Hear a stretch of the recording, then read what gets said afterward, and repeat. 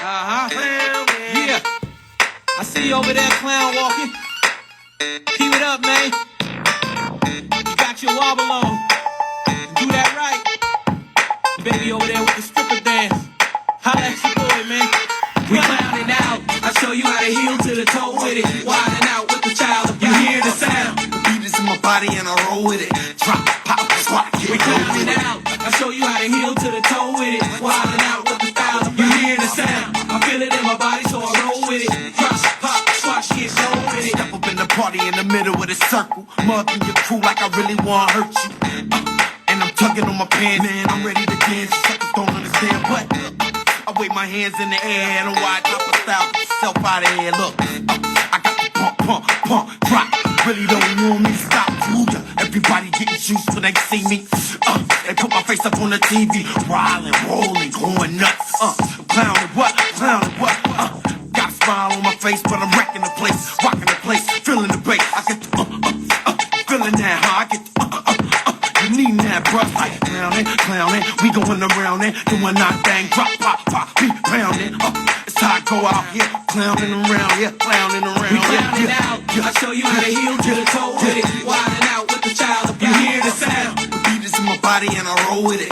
Drop, pop, squat, We clowning out. I show you how to heel to the toe with it. Wilding out with the style. You hear the sound. I feel it in my body, so I roll with it. Drop, pop, squat, get low I with don't it. think you want none. See the look on my face. Homeboy, better get it up, pick up the pace. See, styles is outdated, everything's late. I got everything that's just new today. Got the you ain't seen that. I got that drop. What's up, everybody? It's your boy Ant coming to you live and direct from Beyond Reality Podcast. Like and subscribe to the channel. Y'all see the title of this blog, man. I've been interviewing all Krumpers, and we heard their side of the story, most of them. And we all know that dance has stemmed from the clowns. So today, I got the homie Rocco the clown gonna bless the platform. We're gonna hear the clown side of their journey. So, you know what I'm saying? Rocco the clown exclusive interview. Let's go. Here we go, y'all. Rocco the clown exclusive interview. Let's go.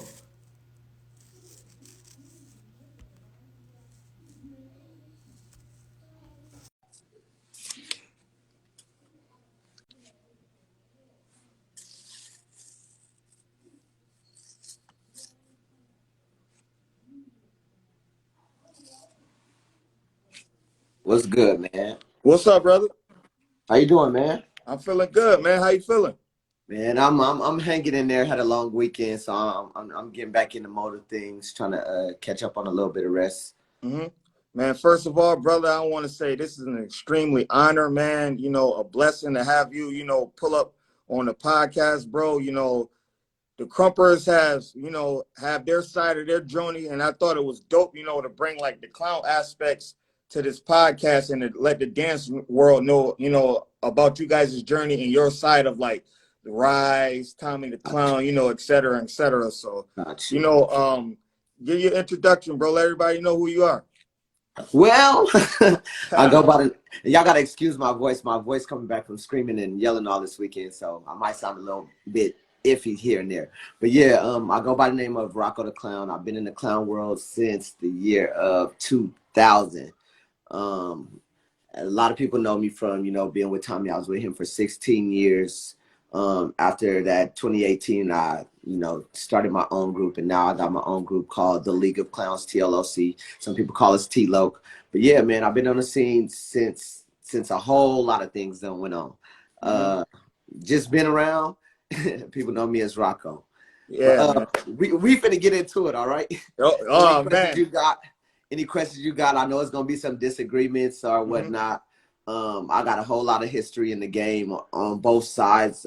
A lot of people consider, I would say myself and a few other dancers, that's been on the clown side as hybrids. We don't just clown dance. We also krump. It may not be as intense as what they are on, in today's age or whatnot. But yeah, we hybrids, I say. A lot of people that might know me from back in the day will tell you like I was never one to really cake pop or do all that type of stuff. We danced a little bit rougher. So we finna get into that, man. Whatever questions you got, I'm here to answer and give you, our outlook, my side of the story. Oh yeah, man. Thanks, thanks, brother. You know, for everybody that's watching, man, salute to everybody that's tuning in. Make sure y'all subscribe to that channel. You know, the link is in the comments.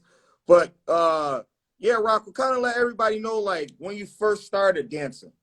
Okay, so I first started dancing, like I want to say I was about 16, 17. The reason I started dancing, of course, I was on the other side of the fence, as far as being in the streets, gang banging, whatever. And I started noticing, all the people that was dancing, all the dudes that was dancing was getting all the girls at the parties and whatnot.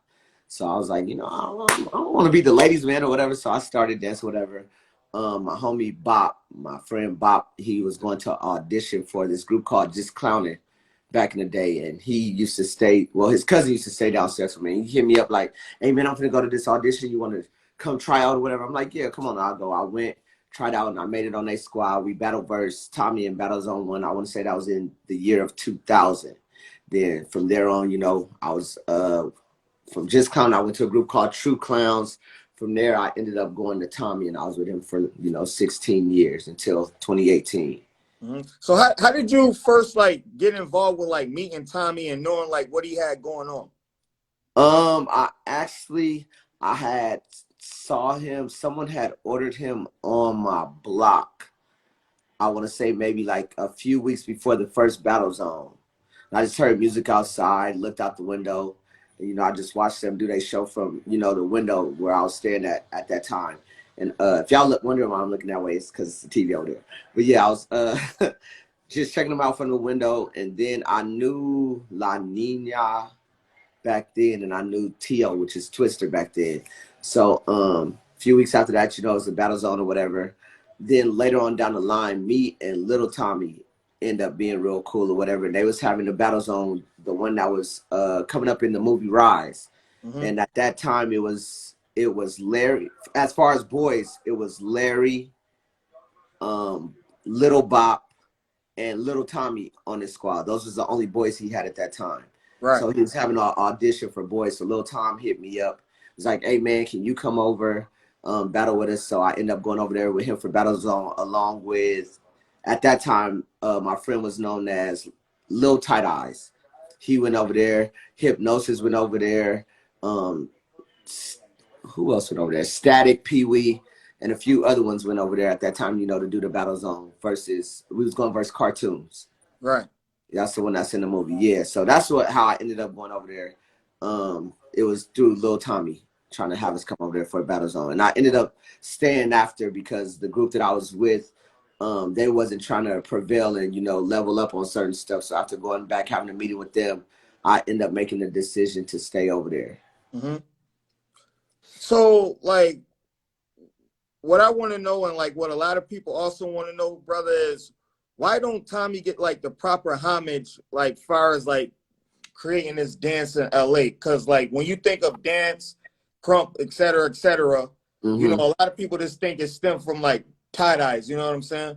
Kind of let everybody know like the foundation that Tommy set for everybody that started dancing. Got you. So let's start with just, if you really know Ches, Tight Eyes, or whatever, Miho, you would know that they came from Tommy. Before Tommy, I think they was dancing for maybe Laylo. I can't put facts on that, but they was dancing for Tommy. They were highlighted. They were some dope dancers that people knew them. Big Miho, his name was known in the clown world. Tight Eyes was known in the clown world. Lil C was known in the clown world. Miss Prissy was known in the clown world. Dragon never danced for Tommy. He was around on scene for sure. But they did come from Tommy. Being from Tommy, like with you doing parties and all that type of stuff, you're going to learn something that is very, very valuable, which is character, which makes people great. Like you have plenty of dancers in this world that can dance.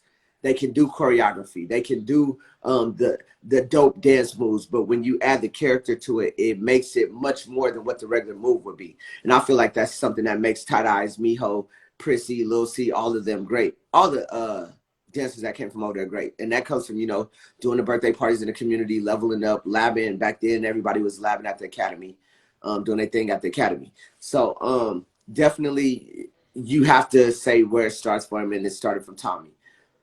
Him being the man back then and like starting the whole clown era gave the platform to a lot of kids in the community that did dance and, you know, wanted to use that dance as their outlet, whether it be that they was dancing for Tommy or dancing for another group. At that time, everyone was trying to be a part of the Battle Zone. So even if you wasn't from Tommy, you was trying to get your group known enough, you know, to be a participant in Battle Zone. So definitely you have to give homage. If there was no clowning, there would, well, I can't say there wouldn't, but I wouldn't believe that there would be Krump. I mean, God is the author of everything, so maybe he would have used it through some other way, but definitely it stems from from clowning. Yeah, man. Like, this is a dope episode because, like, you know, the history that you laying down for everyone. A lot of people don't know, like, what you just said. You know what I'm saying? Like, this is a great way to get, especially with the new dancers, get them more educated on, like, the history of this dance. Because Gotcha. now, you know, by Chaz, not saying that you guys aren't mainstream, but, like, when you think of LA right now, like, he's one of the person that, like, you know, comes to mind before, like, someone like you, Got Tommy, area, you know, Lil C, et cetera, et cetera. Yeah, got you. Definitely. I think with the road that he's in right now, taking, he's definitely on the mainstream. But got to give him homage too. He's been putting in work for years. There is a lot of people that put in work. As far as for me, I wouldn't say I'm on a different side of the branch right now, but truly am. Like, I've had my time where I was just super spotlighted and on, I'll say, the industry side. I've done that. Not saying that I'm not going to go back there. Just where my head is at right now, I'm on a different page as far as putting down the foundation for what I got going. But definitely Tight Eyes is putting in work for LA, along with a lot of other dancers that I must pay homage to too. Like, salute to everybody putting in work for the city. Like, Yeah, facts, facts. So, what is the proper name that you could call you guys dance? Because people are saying like it's clowning. Is there a certain like name that you guys got for this dance? a lot of people not gonna like this. But if I'm gonna be honest, to me, there's no just specific thing for clown dancing. People have labeled certain movements and certain styles as clown dancing. Let me go back to back then. What we would do is we would take whatever hot dance was in and we would do that, but we would add some character to it. We may do it a funny way, or we may smile a little bit, look at you, laugh high, and then go back into the dance, add more swag into it. So that's what made it clowning. As far as the pumping, like they said, the stripper dancer, even though we wasn't strippers and all that, but like stripper dancing played a big part in clowning at a certain time. When Krump started, it is when, you know, the dancing kind of started getting rougher, because let me explain it like this. In an argument, if me and you was to argue right now, we may start off talking level like, no, man, it's you. No, boy, it was you. No, man, I said it's you. Now, as we get louder and louder, it's getting more aggressive. So that's the same thing when it was with battling. Like, when Tommy would have the little battles at the academy on Friday nights or whatever, people would come, they would battle. And as I'm battling you, I may start off with something funny, but if you come and you act like you're trying to sock me, I can't come back at you smiling like, hey. So it's going to get more aggressive. I might act like I shoot you or whatever. So that's where I think the Krump started forming, as far as it getting more aggressive, from Speedy climbing up against these little bars Tommy used to have in his academy, banging on the walls, like showing you like I'm that NIGGA. Like, it started getting more and more intense as the battles got more sicker, I would say. So yeah, it's a lot, man. Yeah. It's a lot. Like, my So mind here right now, like. yeah, that's it's all good, brother. So how was the movie Rise presented to you? Okay, that's a great question, because I'm actually one of the reasons that Rise got shot. So, me with a few others, La Pop, Ninja back in the day, Lil Ninja, somebody named G, and this guy named Bo, who was over Pimped Out Clowns. We was at a video shoot for Christina Aguilera called Dirty. The person who was shooting the video was David LaChapelle. So back then, you know, we loved to dance. So when we had downtime, which was lunch, it was a DJ there and he was playing music. So we started our little circle like we normally do at practices or whatnot. So we just started dancing. Turned around and he was there watching, like just going crazy, like, oh my God, I've never seen any of this. So he asked us like, where could he see more? And he wanted to, inquire about it. So we told him like, hey, every Friday night or every other Friday night, Tom the Clown has this party, and it would go from a party then maybe at like 11:30, 12 o'clock at night. He would set up a ring and it would battle. So we like, yeah, you could check it out there. Gave him the address, all the info. I want to say like maybe 2 weeks went by, and then one night we was there, we saw him walk in. So he stood there, he watched the battles and whatnot. He ended up connecting with this guy named Richard Tone. Just so happened that they was talking to Little C, I believe, at that time. I can't quote that, but I want to say they was talking to Little C at that time. And then they all ended up connecting somehow, and Rise started being shot. I want to say in late 2002.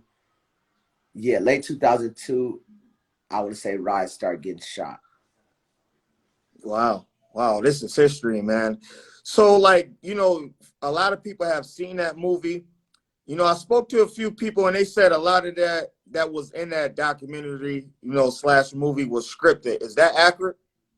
I don't believe so. I can't speak for the Krumper side. I can only speak for the clown side. What we was going through was not scripted at all. It's a lot that was left out from our side, for sure, for sure. Like to where the movie almost didn't even finish getting shot because of certain situations that was going on. So I don't know about the Krumper side at that portion. I don't know if he had them script certain stuff. But as far as us, maybe certain scenes where he was like, okay, you guys are going to have to come here and the Krumpers be there. We probably went knowing that they were going to be there and that there was some tension. But as far as like wording and, for instance, Tommy house getting broke in, that was not scripted. Larry working at Vaughn's, that was not scripted. And maybe they mean like, because Larry is crazy. Shouts out to my bro Larry the Clown. Yes, Larry Larry says whatever on his mind at that moment is gonna come out. He ain't gonna think about it and read it. He gonna say it. So maybe like he has said something and they may have not got it, and maybe went back like, hey, can you say that again? And then maybe did it like that. Maybe if they want to say that's scripted. But nah, as far as situations and stuff that was going on with us, nah, it was not scripted at all. Okay, yeah. The reason why I asked because it's a few people have said like, especially the Tommy part when his house got broken in, a lot of people are saying like that was all no, not at all. Not at all. Not one bit. That was 100% real. 100% real. Wow, man, that's crazy. So like with the battle zone, how did that all get started? Like where that stemmed from? Because that was like the aspect where everyone came and danced, right? Yeah. So Battle Zone got started because Tommy was the man and doing the clown parties and all that type of stuff. A group was formed called Just Clowning. That's the group that I started with. Under Shanae, a lady named Shanae and a lady named Keisha out of the Carmelitos back then, Long Beach. I don't know what made them start the group, but they started their clown group. Before then, of course, I want to say Homeboy was out at that time, but I don't think he was out trying to challenge Tommy. When Just Clowning came out, or was Homeboy may have been by himself. I can't speak on that specifically. But I know when Just Clowning came out, they came out trying to challenge him as far as We Better. If there was another clown group out, if Homeboy was out at that time in 2000, I don't know if he had a group or if he was trying to call out Tommy. When Just Clowning came out, they came out for blood. Like we finna take you out, dude. So I think they pulled up on him at a party and tried to challenge him, and that made him go, come up with the idea of Battle Zone. And then after the first Battle Zone, which was at Southwest, more and more groups started coming out trying to challenge him and challenge everybody, and it just grew from there. Is it fair to say that a lot of the dancers created clown groups to kind of take out Tommy or kind of him in a certain way? Definitely, without a doubt. I think once they saw Just Clowning, it came to it was a lot of people that wanted to dance back then, period. But once they saw a group call out Tommy, it flooded LA with clown groups. like to where everybody, you know, it has stopped gang banging for a while. Like people wouldn't be asking you where you from. They'll walk up to you like, who you dance for? So like it definitely made it where people was coming out to challenge Tommy. People was walking around with face paint on, like no parties to do, but just walking around, wake up, paint your face, and they was walking around with face paint on. It was crazy. Wow. Yeah. Wow, that's wow. Wow. No one ever, you know, a lot of people don't even notice what you're saying right now. Yeah. It got cracking. LA was cracking with the clowns, for sure, for sure. So, you know, the movie has, you know, catapulted all the way to Netflix. When when you first seen it on Netflix, what was your thoughts? I never really watched it on Netflix. But I did, and you know, they had made us aware that it was on there. We literally had traveled the world doing stuff for the movie, as far as like being at grand openings and going to teach classes and going to perform. So at a point in time, I had got tired of seeing the movie, from watching it, you know, week in, week out, from doing shows and, you know, doing the stuff that I just said. But when we saw it on Netflix, it was kind of like, dang, this movie really, you know, blew up. And we didn't expect it to do all that. We didn't expect it to go that big. David LaChapelle did say, like, you know, he was going to shoot. Hopefully it does something. When it went to Sundance and it got awards, and then he ended up coming back and shooting more, it was like, okay, this movie might be, this documentary might be something. Then when it went on, you know, the big screen or whatever, it was like, wow, like we really just made a movie. Our intentions wasn't on trying to be like, oh, we gonna be movie stars. We was dancing because that's what we love to do. And Right. it was just some people filming. And whatever they did with it, they was, you know, gonna do with it or whatever. We knew what they was trying to do, but we didn't expect it, you know, to get to the level that it got to. Mm-hmm. You know, a lot of dancers that I speak to that was involved in that movie, a lot of them is kind of like upset because they weren't like alerted, or they weren't compensated for it being on Netflix. Did you guys start of the party feel the same way? So to a lot of people, you know, people start, I would say, thinking about money after the fact. Everybody was signing waivers, period. And like everybody was signing waivers. We young, in the hood, don't know the industry side of stuff. We happy to, you know, be getting filmed. So everybody was signing waivers. So I could understand why they're mad, but they shouldn't. We were signing waivers hoping that it would, you know, get us on some type of screen, not knowing how big it would get. At the same time, in David LaChapelle's defense, he was somebody that was pocketing or coming out of pocket to shoot the video himself. It wasn't like he went and got a loan from people and Lionsgate was giving him money to shoot something. He was taking his hard-earned money that he was, you know, going to take pictures, getting paid for, putting that into shooting this video. So if the movie did not get brought or didn't get picked up by a big company, he would have just been out of all his money. We wasn't going to lose anything. He would have been losing all his money. Right. So in his defense, like I can't be mad at not getting compensated. Where we did get compensated at was traveling, going to do shows. They would pay us for those shows. Being on TV here and there, they would pay us for that. But as far as flat out just for the movie, no, we didn't get paid for it. But it opened doors, you know, to other things to where we could get paid.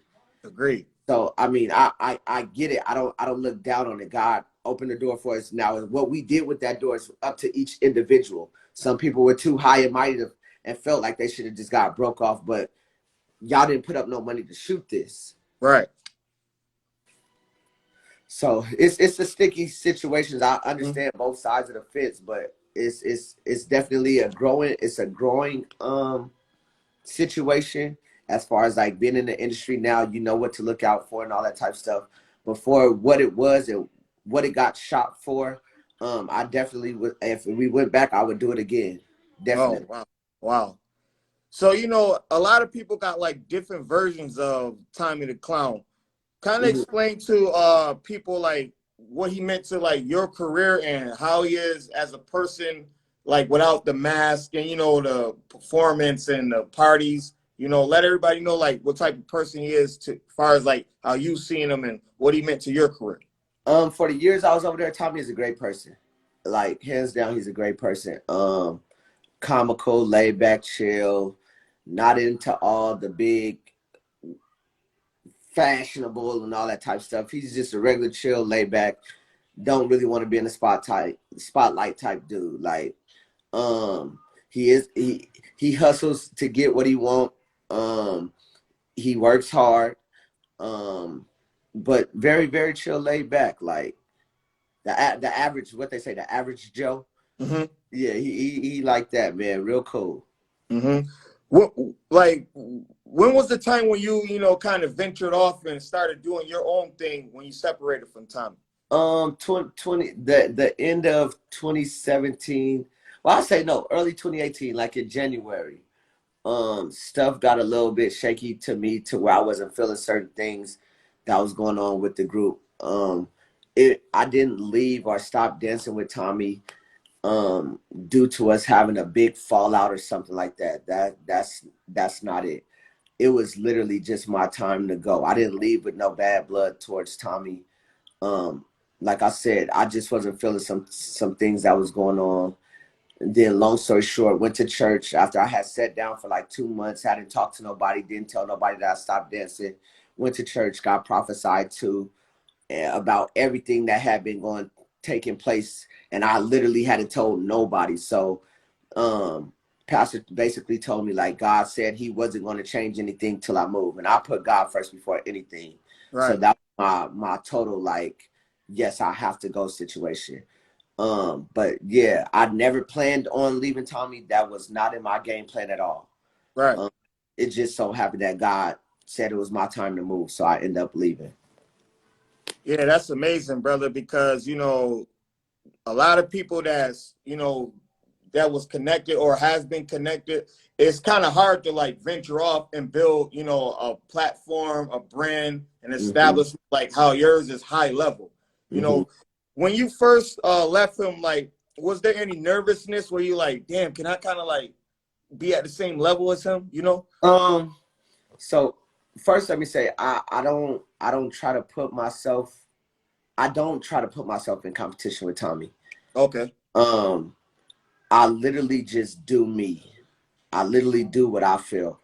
I didn't think when I left that I would have a hard time, because like I knew how to run parties. I was running parties for Tommy without him being there for maybe like 7 or 8 years. Like Tommy had stopped doing parties on Sunday and I was doing them all. Then on Saturdays he would book me out to do parties, you know, that because if he was already booked and people still wanted us, he was like, oh, I would send Rocco and some of my crew with him. So okay, like that wasn't a problem with me knowing how to run parties. I've knew how to do that from doing it for so long. The only thing, you know, that I was kind of like iffy on is the drama that would come after, because I've seen some of my friends that had left already and it ended up being drama after. So that was probably the only thing that I was kind of like, oh, dang, I know this gonna come. But other than that, I don't chase success. I more so just do what I feel like from the heart. Like, what do I feel like? Okay, I feel like if I do this, it'll be dope. And if I feel like it's dope, somebody else gonna feel like it's dope. I can't impress everybody. I can't please everybody. But somebody gonna feel what I'm feeling. And that be that, then, you know, hooray, like. Yeah, man. I agree, man. I've always not let myself get put in a box to where I have to feel like I have to please people. I'd rather people be pleased by, you know, what I'm doing. Is it fair to say that that's one of a problem with our African American culture? Like they always like, for example, trying to keep up with the Jones or always proving themselves to somebody. Is that fair to say? Definitely. I feel like Instagram, social media has a big part to play with that. Not a lot of people, pretty much everybody shows the good of themselves, and that's to please people. They want the likes, they want the comments. This generation has changed to that a lot, and it puts you in a position to where you feel like you always have to be doing the best. When in reality, a lot of people is trying to prove or show that they're doing their best, but then in the inside, it's the total opposite. Mm-hmm. So I think definitely we as a culture need to realize the real and get back to it. Yeah, I definitely agree, man. And that's like a dope, rebuttal because it's a lot of people, man, like that I'm around. Like I grew up with a family, and my side of the family, especially like my father's side, where they always trying to compete with each other. It's like, yo, man, God wasn't putting us on earth to, Nah, you know what I'm saying, compete with each definitely. other. That's like, yo, I always tell everybody, I live comfortable, man. I ain't Yeah. trying to nobody. I Right, right, right. always say I ain't got an image to uphold like this real shit. So, Yeah. that's my motto as well. So I'm Yeah. glad, you kind of let everybody know that, you're on that same wave. So, people that's watching this, take these messages that, Jules, that Rocco is dropping because, he's got a lot of life experience and like industry experience where you can kind of like relate that to your life or whatever business and platform that you have as well. So, Definitely. back to far as like you putting on parties, is it cool to ask like how do you put your parties together? Yeah, so of course we have like a basic, I would say, structure that we follow. I do switch things up.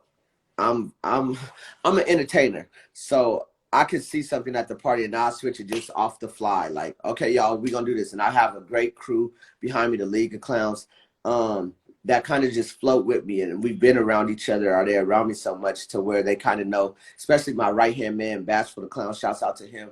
Yeah, salute to him.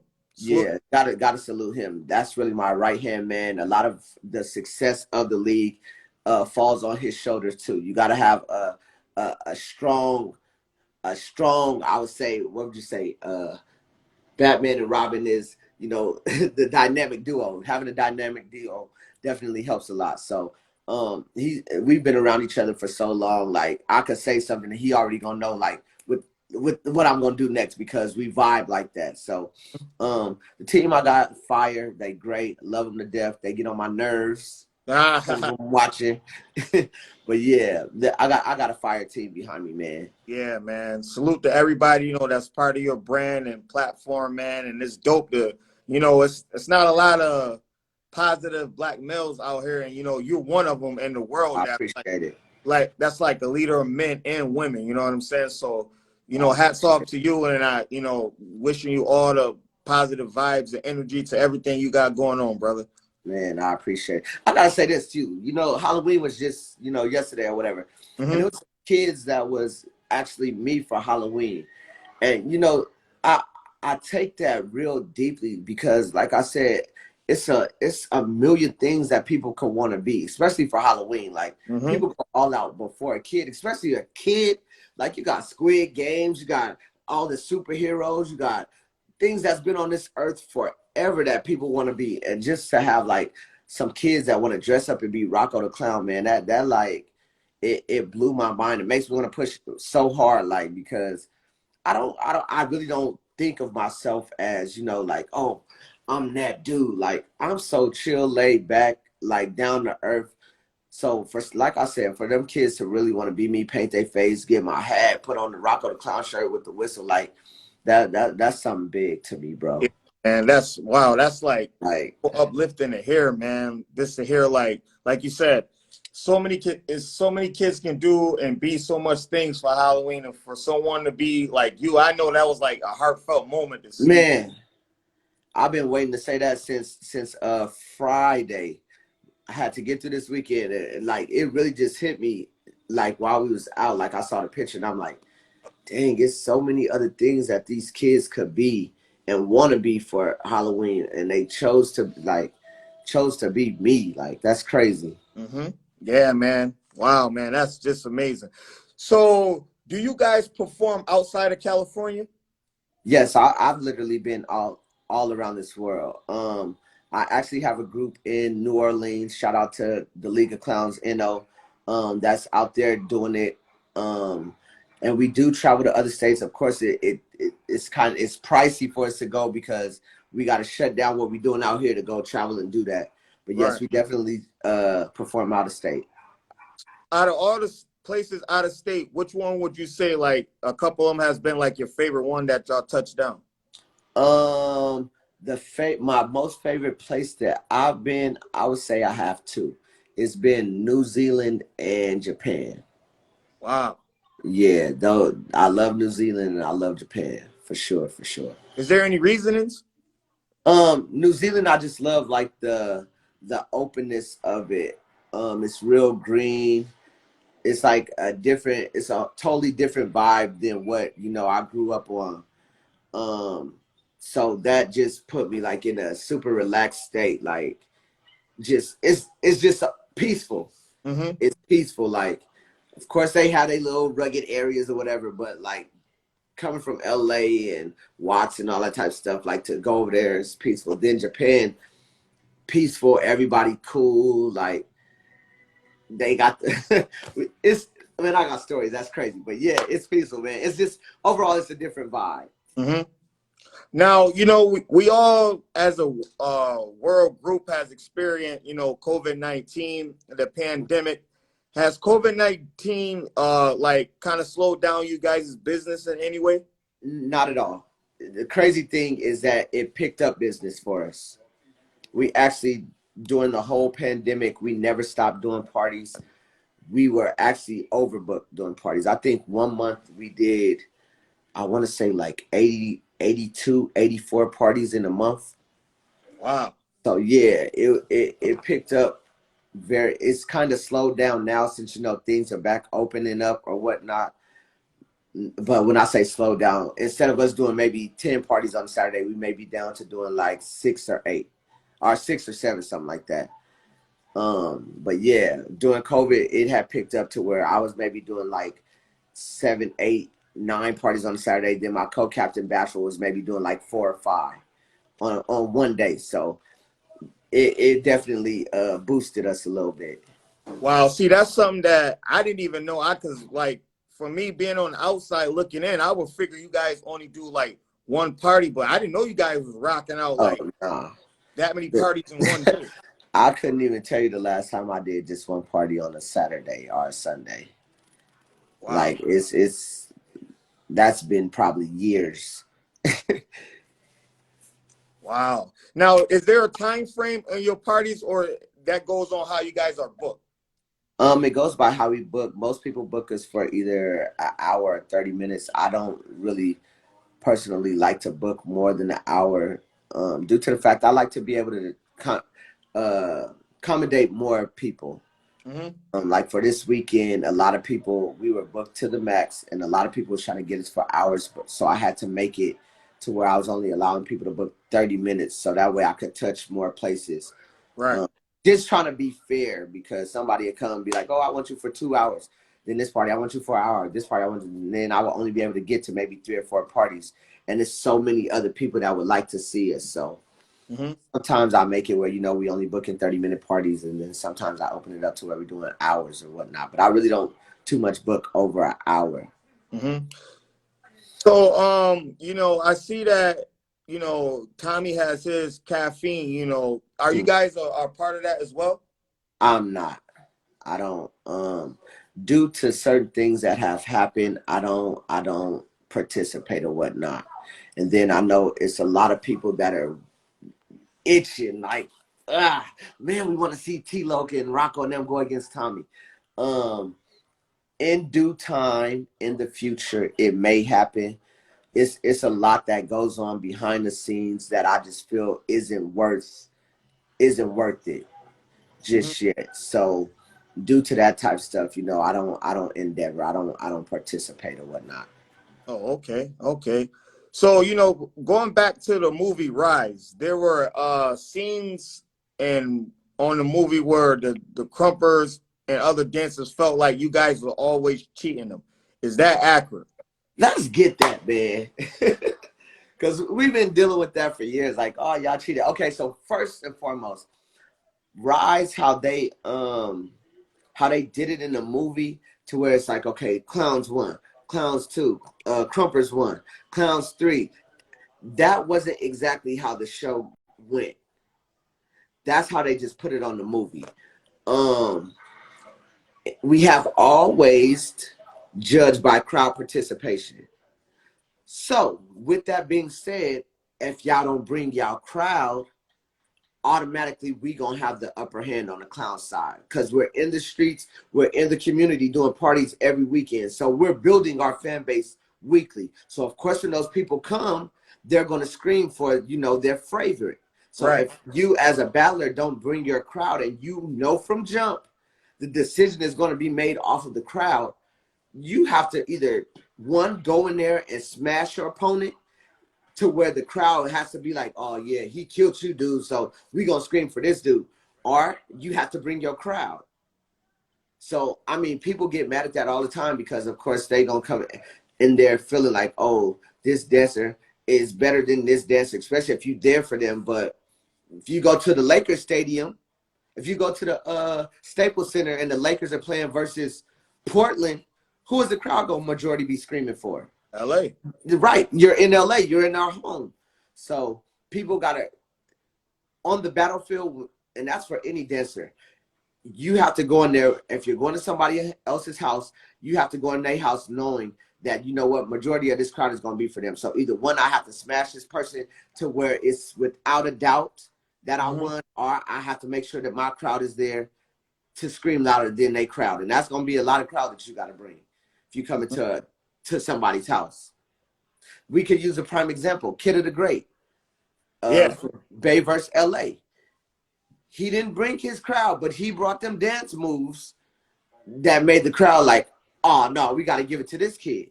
So it's not like you can't go into Tommy's show or into a clown show and just not win. That's not the case. You just have to go in there with the right mindset and know what you got to bring in order to win. Right. Wow, man. Wow, man. This is history, man. Rocco is dropping like historic gems, man. So on this, let me say one more thing real quick. Go ahead, brother. Go ahead. And I would say my day and age, back in that time, the crew that was dancing for Tommy at that time, we were very real across the board. Very real across the board. If we felt like our member lost, even if the crowd judged for them, we would still go let our member know, like, bro, you didn't get that. Like, you got ate up. So there was some that we felt as a group, like, you lost. Mm-hmm. But since the crowd is judging, our opinion don't matter. Did that make sense? Mm-hmm. So yeah, it was maybe one, for sure, one that we said lost. Maybe two or three. For sure, one though. We said like, yeah, you got H. You won because of crowd, for sure. Wow. So you guys wasn't biased in like the end all be all then? No, we don't be biased. We don't be biased. Like I can only speak for my group that was back then. Mm-hmm. We was not biased at all. We would let each other know, like, bro, you're not on your stuff. You lost. Like, mm-hmm. I can say, because I lost in that Battle Zone versus Lil Miho. Shouts out to my bro, Barry. I can say I lost. Now, if we had won the second round, I would shoot him. I'd have shoot him.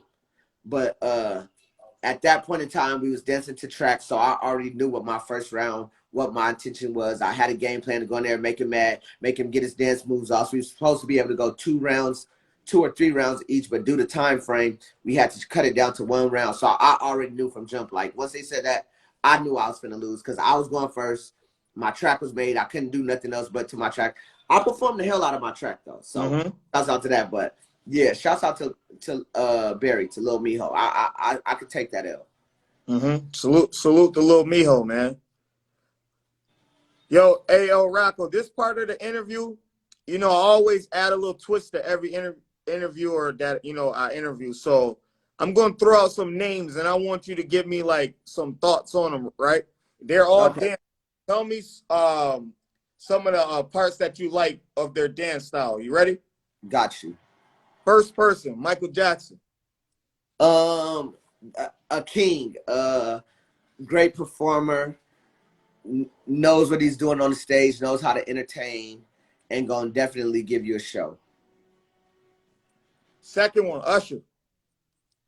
Ooh, that's like right underneath Mike. I feel like a lot of people study Mike, and he's definitely one of them. He's a great entertainer, got vocals, and just a straight performer. Right. Third one, Beyonce. Beyonce, she's a female Michael Jackson. She's definitely put in some heavy hours in the lab and getting her craft to what it is, to where she knows exactly what she's doing on stage. And she's definitely like a female Michael Jackson for this generation.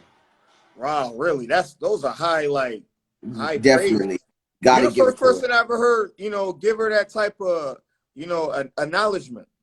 You got to, when you look at her performances, like her shows, it's an all-out show, like, and she's dancing, singing throughout the whole thing, just like Mike used to do, like. So you got to give her that homage. You got to give her that praise. Facts. The fourth person, it's gonna be a total of 5. So the fourth person is Chris Brown. Chris, this generation's, this generation's, I say Little Mike.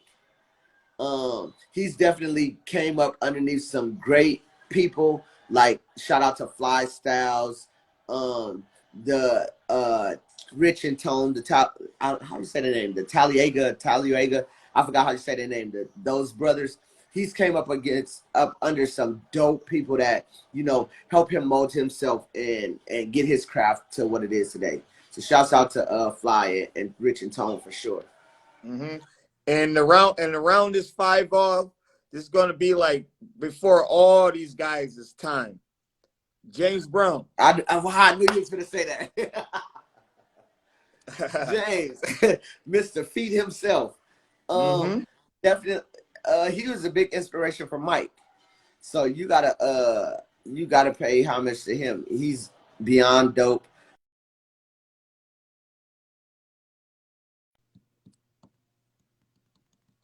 By him, whether it be through somebody looking at somebody that watched him, but definitely you can see a lot of things that James Brown brought to the game in today's industry. So he's just beyond exceptional. Like, gotta give him praise. Yeah, I definitely agree, man. And RIP to James Brown and MJ. For sure. So I got 2 more questions for you, brother. All right. One is, what has been your biggest accomplishment throughout your career? I would say my biggest accomplishment would be to be able to touch. Let me explain when I say what I mean by touch.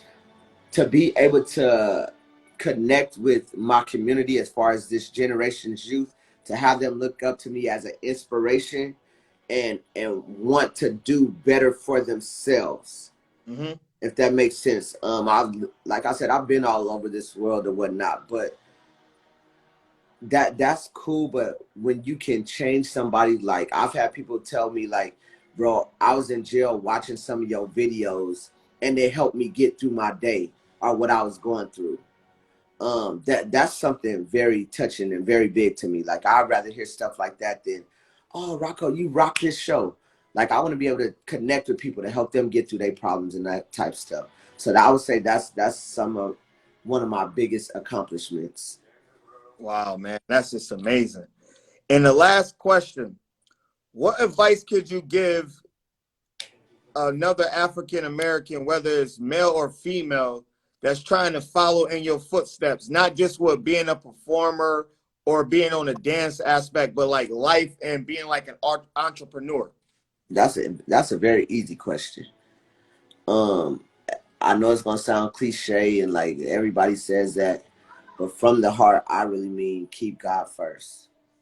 Pray about what you do. Don't always be so quick to move forward. Pray about it and ask God to give you answers. Then when you feel like he's gave you an answer, move on it. Grind in it. Don't just gotta open doors, but if you don't walk through them, then it's an open door for no reason. Pray and then grind after that. Like, but definitely keep God first and get that connection right. That's the thing that matters the most. What you do for Christ will last. All this other stuff is gonna fade away. So that's what I would say, do. Yeah. Wow, man. Where can someone like if they needed a booking, where can they find you at to get their parties booked? Definitely either hit me up on my Instagram or our website, theleagueofclowns.com. That's our Instagram also, or you can hit me up directly at Rocco the Clown. I do get a lot of messages, so I would say the best way would probably be on our website. But yeah, all right, hit us up 323-359-3674. Tap in with your boy. It's your boy Rocco. It's the league and all that and all that and all that. Yeah, facts, man. Let everybody know where else they can follow you at. Oh yeah, hit us up on TikTok, Rocco and the League of Clown. Don't put the S on the end. Somebody had got it already. So Rocco and the League of Clowns on TikTok.